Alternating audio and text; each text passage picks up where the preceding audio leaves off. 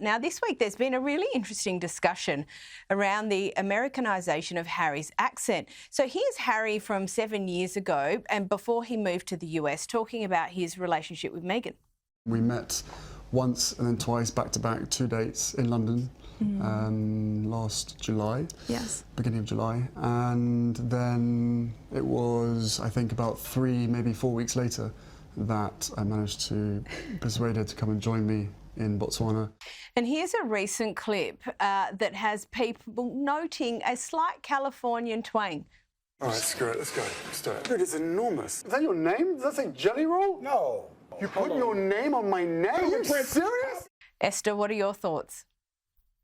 Yeah, I mean, it's not surprising that he's sort of mirrored the accent of the basically predominant population of where he is. I mean, I do think it's interesting. I think it actually, many people don't know that it probably stems from his princely training. And what I mean by that is, you know, when the princes were young and they were raised to kind of prep them for diplomatic duties and meeting foreign dignitaries and all the rest of the things that come with being a royal member of the royal family, they're often taught to mirror the person that they're meeting, not just in terms of posture, but usually in terms of tone, accent. And these are these kind of slight subtleties that really kind of make the person that you're being introduced to, though you're speaking to, feel at ease. And I suspect that's something that's going on here. He moved to Montecito when he was almost 40, so he has a very solidified British accent, but I think it's something that's innate in him, and it's something that he does to try and make the other person feel comfortable. I know he started using the word dude, which is different, and you know, you can just see a slight lax in the way that he speaks. He doesn't speak with the kind of clipped accent that we're usually used to, and of course I'm sure the influence of his children as well is quite prominent there, but I actually do think that this stems from his original training as someone who is effectively born and bred to meet dignitaries and to be a professional diplomat, to try and mirror the person that he's meeting, to try and put them at ease. And I think that's what we're seeing here. Now, we've spoken many times about Harry's dispute with the Home Office. The suggestion's been made that he could cite Taylor Swift's police escort in that case. Does that help him at all, do you think?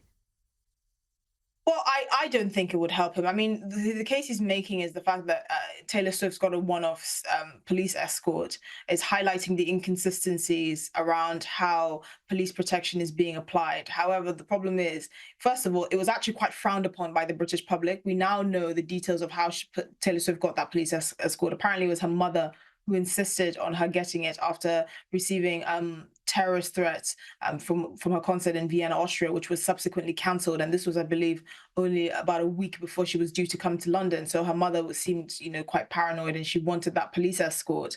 And we also know that it was actually the influence of the government, so the cabinet, and Keir Starmer and the Home Secretary, Yvette Cooper, that really kind of pressured the Metropolitan Police to provide this. And I'm sure, you know, they were paid handsomely for this. They didn't do it for free, but it was mainly outside influences, and it was certainly not a common thing. And this is not something that I think Prince Harry can successfully argue, because with all due respect, he's not a pop star facing terrorist threats in Austria. He is a man who left the royal family knowing that this would likely compromise his security, and he hasn't lost his police protection, which, you know, we need to clarify. He gets it on a case-by-case bespoke basis. He somehow thinks that the Metropolitan Police should be on standby for when him and his family feel the urge to come to the UK, and that's just not how it works. No, that's absolutely not how it works. But anyway, Harry seems to think that it is. Esther Krakue, thank you so much for joining us.